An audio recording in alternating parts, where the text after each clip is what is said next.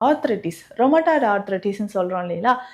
இந்த மாதிரி பிரச்சனை இருக்கிறவங்களுக்கும், இந்த குளிர்காலத்தில நமக்கு ஜாயிண்ட்ஸ்ல முக்கியமா இந்த குட்டி, குட்டி ஜாயிண்ட்ஸ்லாம் இருக்குன்னு சொல்றோம் இல்லையா? ஸோ மைனர் ஜாயிண்ட்ஸ்ல கை விரல்கள்ல இருக்கக்கூடிய மூட்டுக்கள், கால் விரல் மூட்டுக்கள், கழுத்து பகுதியிலிருந்து கீழே இடுப்பு வரைக்கும் இருக்கக்கூடிய மூட்டுக்கள்லாம் அதிகமான வலி உங்களுக்கு தெரிய ஆரம்பிக்கும். ஸோ அந்த மாதிரி இருந்ததுன்னா, இது எல்லாமே சரி செய்றதுக்கு இந்த டீ உங்களுக்கு ரொம்ப ரொம்ப ஹெல்ப்ஃபுல்லா இருக்கும். என்னென்ன மூலிகைகள் அப்படின்னு பார்க்கலாம். நம்பர் 1 அதிமதுரம். ஸோ அதிமதுரம் அப்படின்னு சொல்லும்பொழுது இனிப்பு சுவை இருக்கக்கூடியது தான். அதே மாதிரி ரத்தத்தை சுத்தி செய்யக்கூடிய ஒரு முக்கியமான மூலிகை. அல்சர் பிரச்சனை இருந்தாலோ, நம்ம உடல்ல கபம் சார்ந்த பிரச்சனைகளை வெளியேற்றுவதற்கோ இது நமக்கு பயன்படுது. அடுத்த முக்கியமான மூலிகை கடுக்காய் தோல். ஸோ கடுக்காய் உள்ள இருக்கக்கூடிய விதையை எடுத்துட்டு அந்த தோலை மட்டும் பயன்படுத்த போகிறோம். கடுக்காயை பொறுத்த வரைக்கும் நல்ல துவர்ப்பு சுவை இருக்கக்கூடியது.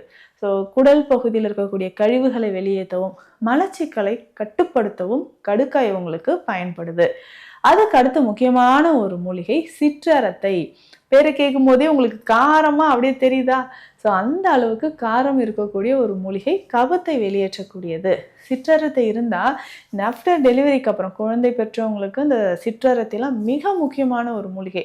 ஸோ நிறைய கிராமப்புறங்களில் இன்றைக்குமே பிரசவத்தூள் அப்படின்லாம் செய்வாங்க. ஸோ பிரசவ லேகியம் செய்வாங்க. ஸோ அதில் முக்கியமான ஒரு மூலிகை அப்படின்னா சிற்றரத்தை. ஸோ ஆஃப்டர் நமக்கு டெலிவரிக்கு அப்புறம் பார்த்தோம்னா ஒரு சிலருக்கு குளிர் காய்ச்சல் வர்றதுக்கு வாய்ப்பு இருக்குது. ஸோ அதெல்லாம் வராமல் இருக்கிறதுக்கும், ஸோ நல்ல பால் சுரக்கிறதுக்கும், உடல் வலி, உடலில் இருக்கக்கூடிய கழிவு வெளியேறதுக்கும் சிற்றரத்தை சேர்ப்பாங்க. ஸோ அந்த மாதிரி நமக்கும் உடல் வலியை போக்குவதற்கும், நுரையீரல் பலப்படுவதற்கும் சிற்றரத்தை இதில் நம்ம சேர்க்க போகிறோம்.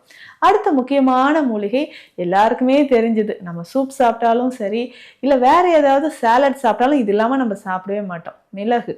ஸோ மிளகும் இதில் நம்ம சேர்க்க போகிறோம். இந்த 4 மூலிகையும் ரொம்ப முக்கியமானது.